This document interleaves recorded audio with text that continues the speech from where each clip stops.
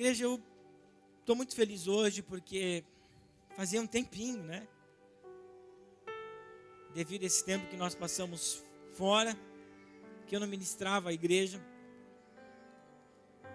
E nós estamos ministrando nas nossas células. Você sabe que desde o ano passado a gente tem trabalhado com séries para que a igreja ela possa crescer em conhecimento, para que a igreja ela possa crescer num assunto. E no mês passado nós falamos sobre oração. E nesse mês nós estamos falando sobre adoração. Mas eu quero pedir desculpa e licença para vocês nessa noite. Porque nessa semana o Espírito do Senhor colocou uma mensagem no meu coração que não está relacionada ao tema adoração. Mas eu acredito que é uma mensagem, na verdade eu vejo ela muito mais como uma reflexão para a nossa vida, para nós pensarmos, para nós vermos como nós estamos, examinar o homem a si mesmo. Paulo ele fala aos nossos irmãos de Coríntios que antes deles cearem, eles precisam examinar a si mesmo. E essa mensagem que eu quero ministrar para você é uma mensagem para nós examinarmos a nós mesmos. Semana passada o nosso pastor trouxe uma mensagem linda sobre nós vivemos em sociedade. Eu já ouvi 2 testemunhos daquilo que Deus fez na vida de 2 pessoas na semana passada, e eu quero dar continuidade um pouco nessa linha. Há 2, 3 semanas atrás eu desenvolvi um trabalho de pesquisa com alguns colegas na faculdade. Eu confesso para vocês que esse tema que nós estudamos foi algo que ministrou muito meu coração. Então, para começarmos, eu quero que você abra a palavra do Senhor na Epístola de Romanos, capítulo 12, versículo 2. E eu só vou me deter na primeira parte do texto bíblico. Esse texto você vai dizer: pastor, eu conheço de cor e salteado. Que bom que você conhece de cor e salteado. Então é sempre bom nós refletirmos nela. Paulo ele fala aos romanos o seguinte: não se amoldem ao padrão desse mundo, mas transformai-vos pela renovação da vossa mente. Em algumas versões fala, nas pouquinho anteriores, nas mais tradicionais, Almeida Corrigida e Revista Atualizada, ela fala o seguinte: não vos conformeis com esse século. Então, Paulo, quando ele fala aos romanos, ele diz o seguinte, exatamente como o texto traduzido nos fala: vocês não podem ser igual ao mundo, vocês não podem ter o mesmo modelo do mundo. É isso que Paulo está dizendo: vocês não podem ter o modelo do mundo. A palavra conformeis no grego significa forma. Então Paulo está dizendo: vocês não podem ter a forma do mundo.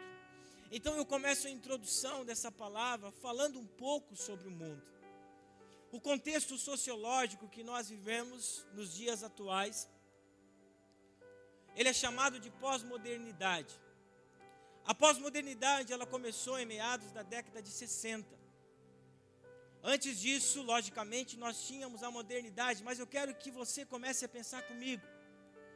O conceito da modernidade até 1960 era o seguinte: que existia uma verdade absoluta e universal.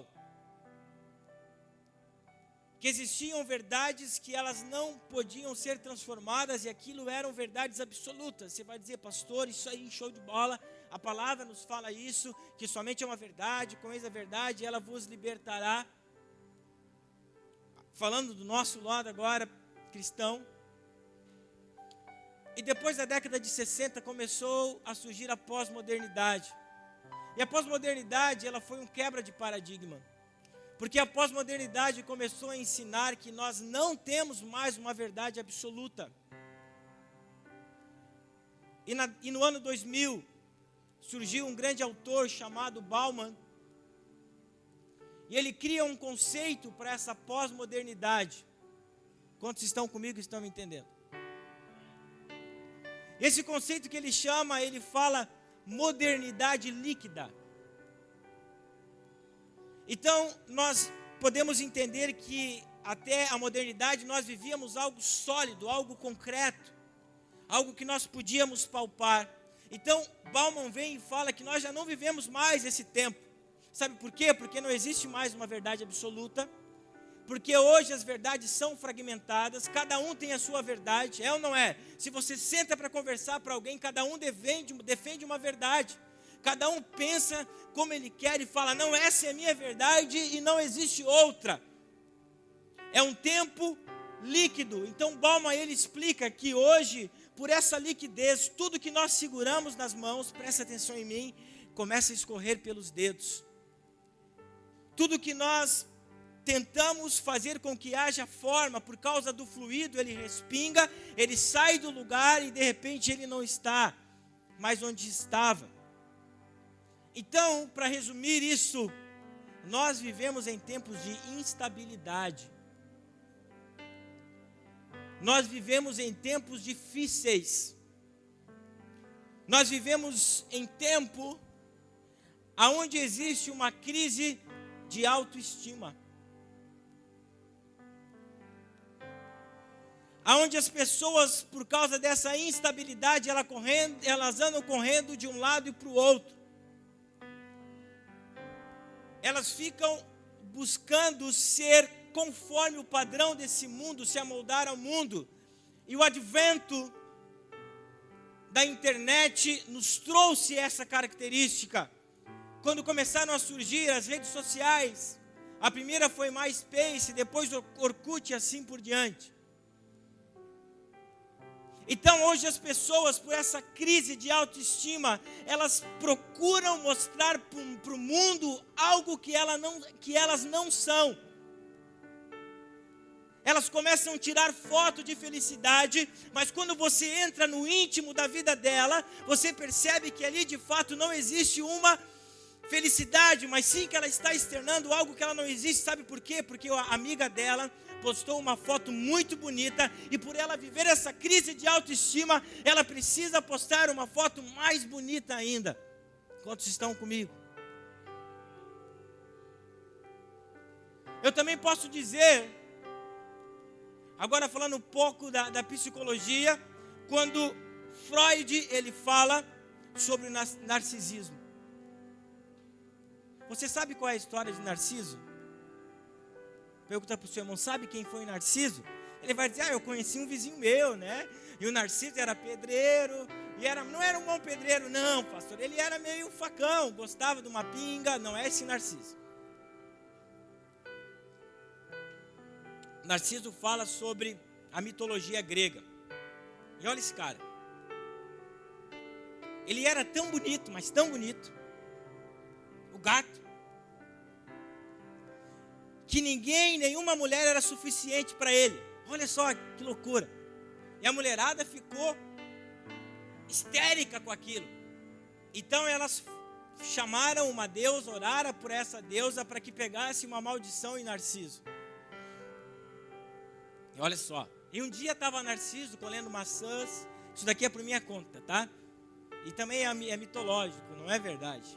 Estava Narciso colhendo maçãs, andando pelo pomar, dizendo, uau, como eu sou lindo, como eu sou maravilhoso. Fala assim, nossa, hoje eu levantei tão lindo. E o cara teve sede, meu irmão, o bichinho ajoelhou. Olha só, e quando ele ajoelhou, ele olhou para a água e falou assim, uau, quem é esse cara lindo? E sabe como termina a história de Narciso? Narciso se achava tão lindo que ele ficou hipnotizado pela imagem dele e não conseguiu sair mais daquela água. E por ele não conseguir sair mais daquela água, ele morreu por causa das necessidades.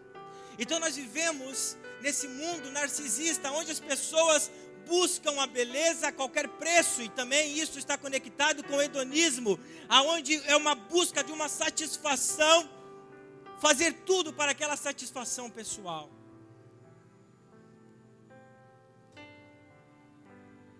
E sabe o que me preocupa? Agora eu vou entrar dentro do contexto da palavra.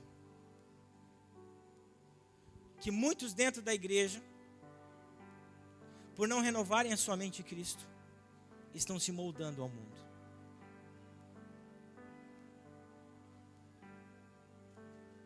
E por se moldarem ao mundo e por viverem essa busca intensa por algo que não se sabe o que é. E agora vem o título da minha ministração. Eles vivem uma insatisfação na sua alma que não é saciado por nada. E se nós não vigiarmos, igreja, essa insatisfação, ela pode entrar dentro de nós e nos afastar do propósito de Deus para a nossa vida. Por isso que Paulo fala, vocês não podem ter o molde do mundo. Vocês não podem ser parecido com ele, sabe por quê? Primeiro porque Jesus disse lá no Sermão da Montanha, Mateus capítulo 6, vocês são o sal da terra. Capítulo 5, eu acho. Vocês são a luz do mundo. Então não tem nada a ver o mundo com você, pelo contrário, o mundo precisa olhar para você e falar, uau, o que esse cara tem? Porque os olhos dele brilham, porque ele é diferente. Você não pode ser influenciado pelo mundo, mas o mundo precisa ser influenciado por quem você é em Cristo Jesus. Aplauda o Senhor por isso. Então essa insatisfação, ela não pode fazer parte da nossa vida. Eu quero que você abra comigo o primeiro livro da Bíblia, Gênesis capítulo 3. E Deus falou comigo, Marcos, isso daí não acontece só agora não, meu filho. Isso acontece desde o pecado original do homem. Desde quando o homem decidiu pecar, por causa de uma insatisfação na sua alma.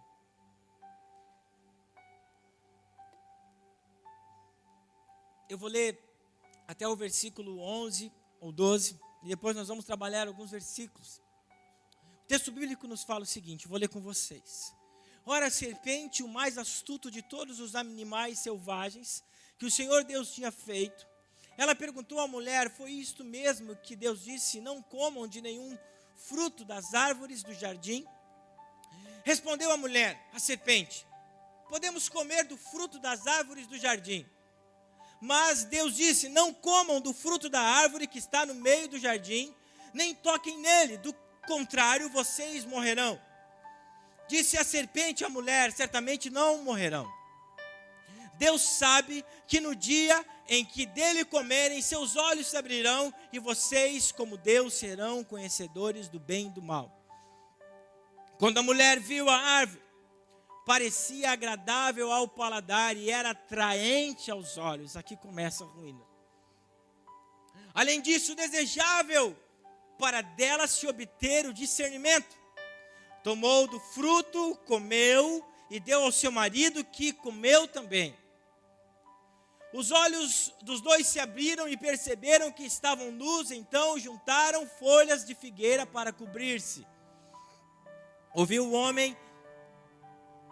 o homem e sua mulher os passos do Senhor, Deus que andava pelo jardim, quando soprava a brisa do dia, esconderam-se da presença do Senhor, Deus dentre as árvores do jardim. Mas o Senhor Deus chamando o homem, perguntando, onde está você? Ele respondeu, ouvi teus passos no jardim, fiquei com medo, porque estava nu, por isso me escondi. E Deus perguntou, quem lhe disse que vocês estão nus? Você comeu do fruto da árvore da qual lhe proibi? Pode seguir adiante. Disse o homem, foi a mulher que me deste por companheira, que me deu do fruto da árvore e eu comi. Versículo 13. O Senhor perguntou então à mulher, o que você fez? Respondeu a mulher, a serpente me enganou e eu comi. 14. Então o Senhor Deus declarou à serpente, uma vez que você fez isso, maldita é você entre todos os rebanhos domésticos e entre todos os animais selvagens. Sobre o seu ventre você rastejará e o pó comerá todos os dias da sua vida. Eu percebo, igreja, uma insatisfação do homem desde a sua criação. No versículo 2, nós percebemos uma insatisfação da mulher. Porque ela disse: não, Deus disse para mim que eu podia comer de tudo, exceto da árvore. Eu pergunto para você, essa mulher, ela não era suficiente em Deus? Ela não via Deus todos os dias, ela não podia comer todas as coisas, ela não tinha acesso a todas as coisas do jardim, claro, mas a insatisfação da alma dela fez com que ela cedesse ao pecado. Sabe, igreja, nós somos assim muitas vezes. Nós estamos bem em Deus, tudo está bem na nossa vida e de repente o inimigo da nossa alma começa a colocar uma insatisfação em nós. E nós começamos a buscar subterfúgios, e nós começamos a buscar algo além. Mas eu quero que você entenda nessa noite que Deus, ou em Deus, nós precisamos nos sentir satisfeitos. Não aquilo que o mundo tem para nos dar, mas aquilo que Deus tem para dar à nossa vida. Deus tinha o melhor para eles. Deus dava tudo o que eles queriam. Mas a insatisfação dessa mulher fez com que ela comesse da árvore. Então a insatisfação nós percebemos desde o início de todas as coisas. Versículo 1, você sabe, uma das formas da insatisfação brotar em nosso coração. Você sabe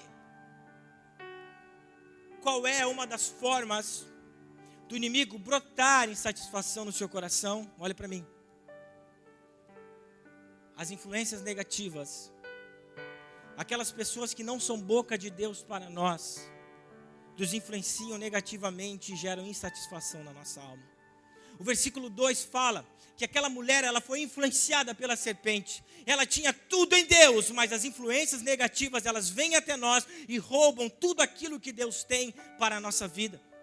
Cuide, meu filho, com quem você tem dado ouvidos. Eu quero que você entenda não aquilo que as pessoas pensam a seu respeito, mas aquilo que Deus pensa a respeito de você. E o texto bíblico nos fala: eu é que sei os pensamentos que tenho sobre você, pensamentos de bem, não pensamentos de mal. Podem falar o que quiserem de você, mas pergunte para Deus: Deus, o que o Senhor pensa ao meu respeito? Nós não podemos mais ser influenciados. A serpente influenciou aquela mulher. Nós temos janelas da alma. Nós temos portas que dão acesso aos nossos sentimentos. Presta atenção. As janelas da alma são os seus olhos. Aquilo que você vê tem acesso à sua alma. Aquilo que você cheira. E aquilo que você ouve. E são exatamente nessas áreas que o inimigo vai tentar gerar insatisfação. Cuide quem você segue nas suas redes sociais. Cuide quem tem alimentado a sua vida. Cuide quais são as influências que têm gerado alimento para a sua alma. Cuide as pessoas que você tem dado os seus ouvidos para que ela fale. Não seja mais influenciado pelo mal. As influências negativas geram insatisfação na nossa alma. Quantos estão me entendendo?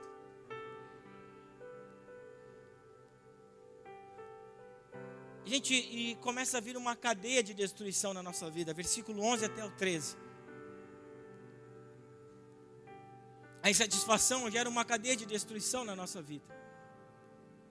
E Deus perguntou: quem lhe disse que vocês estavam nus?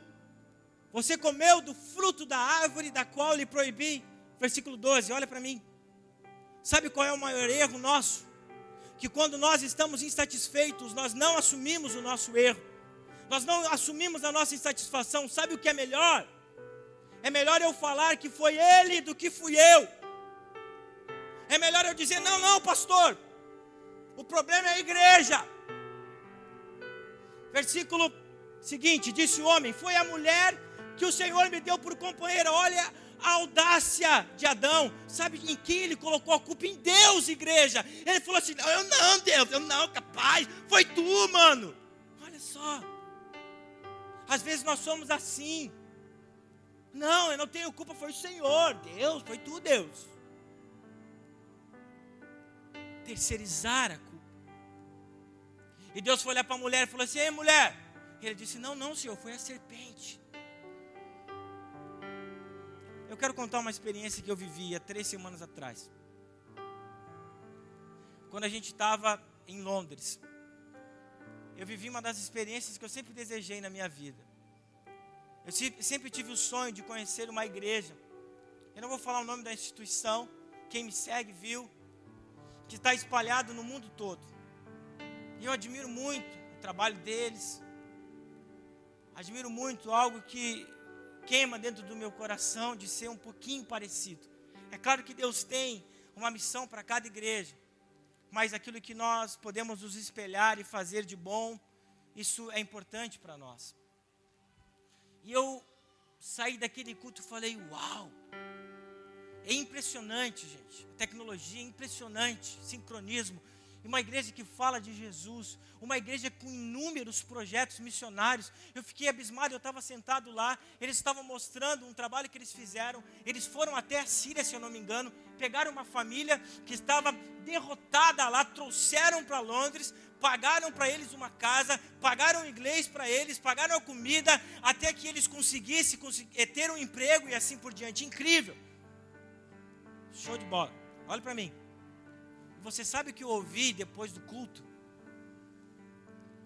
A pessoa que nos levou não falou por mal isso. Ela falou assim: Marcos, tá vendo esse pastor que pregou aí? Show de bola, mas ele não é o pastor. O pastor é um pastor mais senhor. Mas eu não gosto muito da palavra dele. Eu falei assim: cara, isso daqui não acontece só no Brasil, acontece em Londres também. E eu falei assim: como? Eu pensei: como? Olha o tamanho da igreja que eles têm. Olha o quanto Deus está usando esse pastor. E essa ovelha vem para mim dizer que não gosta da pregação desse cara. Sabe o que é mais fácil? Você botar a culpa no outro do que em você. Sabe o que eu já ouvi muitas vezes? Eu não gosto muito de fulano de tal que prega aqui na igreja. Eu gosto mais daquele do outro. E daí sabe o que eu fico pensando, tá? E as pessoas que falam assim: eu gosto mais do pastor Marcos quando ele prega. Por que minha igreja lá de 2 irmãos não está cheia de você lá dentro? Você pode me ouvir todo sábado lá e toda sexta-feira.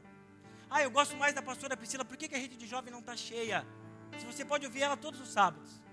Eu gosto mais do pastor Milton. Você pode ouvir ele mais vezes pregando no domingo do que os outros.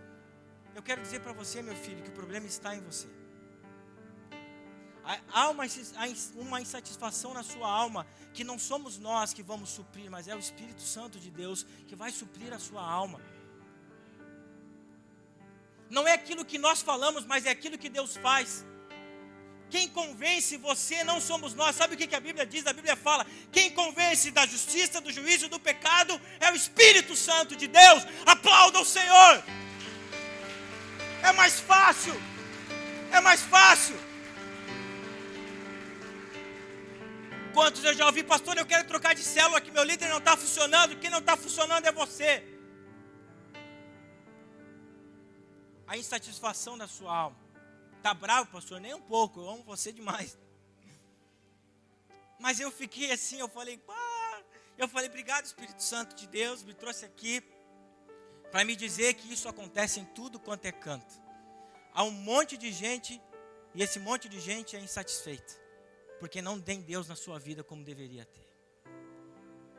É mais fácil eu colocar a minha satisfação em outra pessoa do que falar que eu estou insatisfeito. Mas nós somos uma igreja, nós somos um corpo de Cristo. Nós precisamos falar que estamos insatisfeitos, porque quando nós falamos que somos insatisfeitos, nós somos curados pelo Senhor.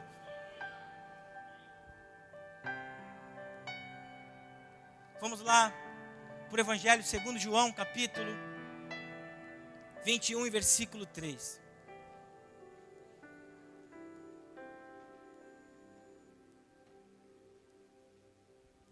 Só que o insatisfeito, ele tem um problema.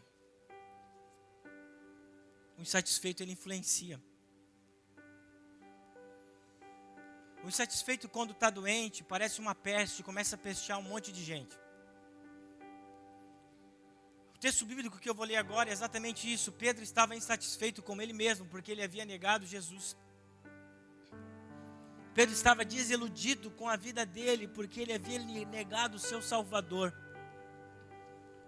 E havia uma promessa sobre Pedro. Jesus, ele fala, ele profetiza, ele declara, lá na Cesareia de Filipe, falou assim: Pedro, tu és pedra, e sobre essa pedra eu edificarei a minha igreja. Havia uma promessa sobre a vida de Pedro. Eu quero dizer para você, se você está insatisfeito, seja curado, porque é uma promessa de Deus sobre a sua vida. O insatisfeito influencia. João, capítulo 21, versículo 3, Evangelho segundo João. Não é segunda epístola de João, tá? Evangelho segundo João, ele que escreveu. Evangelho segundo João, capítulo 21, versículo 3. Eu quero ler com a igreja. Olha só, o Pedro, ele estava desiludido, estava arrasado da vida, insatisfeito com ele mesmo. Estava lá eles, os apóstolos, Jesus havia morrido, ressuscitado. E ele falou assim: o que eu vou fazer da minha vida? Acabou para mim. Eu não vou me matar como Judas se matou, mas para mim acabou. E ele falou o seguinte: sabe de uma coisa? Vou pescar. Jesus disse para Pedro, quando chamou os discípulos: venham para cá que eu farei de vocês pescadores não mais de peixes, mas pescadores de homens. E Pedro, ele fala assim: vamos pescar. Pescar homens não, pescar peixe. Olha só, vou pescar. Disse-lhe Simão Pedro. E eles disseram: eu vou junto. O insatisfeito, ele começa a influenciar as pessoas negativamente. O insatisfeito, ele tira o foco de Deus e coloca o foco no problema dele. Olha para mim, escreve se você tem como se escrever. O insatisfeito, ele tira o foco de Deus e começa a colocar o foco no problema dele.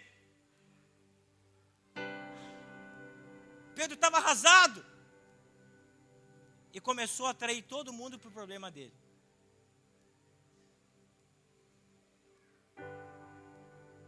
Eu quero que você olhe para mim, por favor. Você é muito mais que isso. Olha para mim. Como um dos seus pastores, você é muito mais que isso. Pedro foi o alicerce da igreja. Quem sabe você é um pastor e tem deixado o seu chamado morrer, porque você está insatisfeito.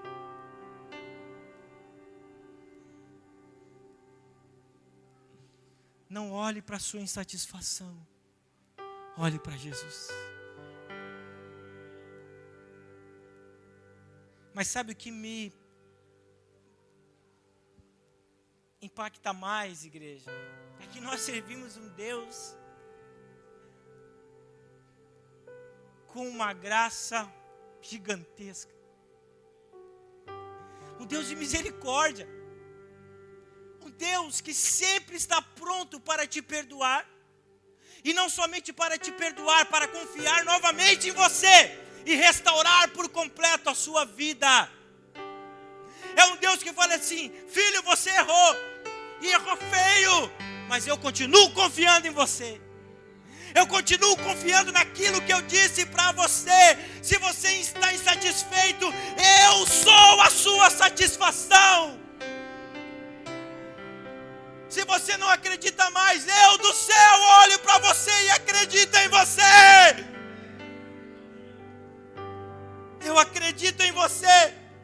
João capítulo 21, versículo 15. Jesus, ele vai para Pedro e começa a curar a insatisfação da alma dele. Depois de comerem, Jesus perguntou: Simão, filho de João, você me ama mais do que esses? Disse ele: sim, Senhor, tu sabes que eu te amo. Disse o Senhor: cuide dos meus cordeiros. Então começou aí um processo de cura na vida de Pedro, através do amor. O nosso Deus não julga, mas o nosso Deus ama.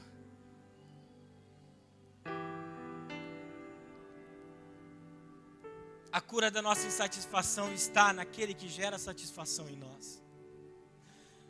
Não busque no seu cônjuge a satisfação, porque ele não vai dar para você a satisfação. Não busque nos seus filhos a satisfação, porque eles não vão dar para você a satisfação. Não busque no seu emprego, não busque na escola, não busque na faculdade, não busque em nada que essa terra pode te dar. Sabe por quê? Porque eles não darão satisfação a você. Evangelho segundo Mateus, capítulo 16, versículo 26. Para nós concluirmos.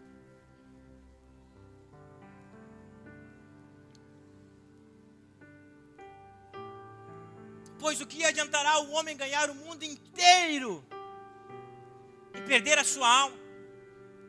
Jesus estava falando aqui sobre conquistas das coisas dessa terra. Jesus estava falando aqui exatamente sobre isso. O que adianta o homem ganhar todo mundo para si? Viver como esse mundo vive, o mundo hedonista, o mundo narcisista, o mundo que vive por influências da modernidade líquida. Do que adianta ele ganhar toda essa galera aí? Do que adianta, Jesus está dizendo? Do que adianta você pagar de gatinho? Do que adianta você dizer que é o cara? É isso que Jesus está dizendo, é literalmente isso, igreja. Mas se o seu interior não está bem,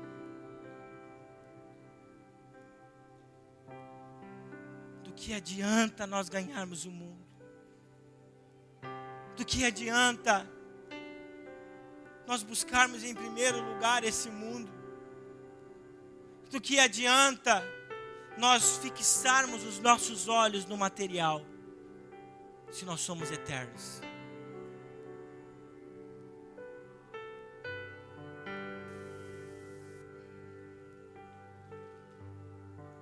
Ou o que o homem poderá dar em troca de sua alma? Pedro tirou os olhos de Jesus.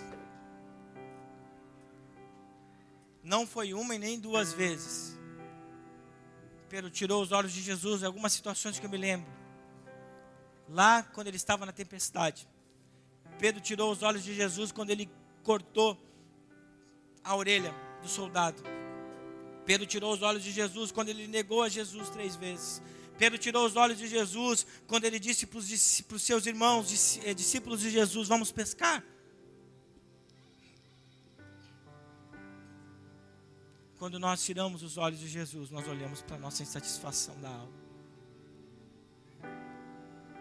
E quando nós olhamos para Jesus, nós podemos dizer: somente Cristo me satisfaz. Aplauda o Senhor. Quando nós olhamos para Jesus e falamos: somente Cristo me satisfaz. Não são os relacionamentos que você tem buscado.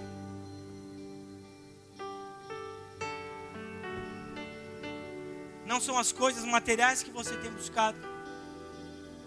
É Jesus que te satisfaz.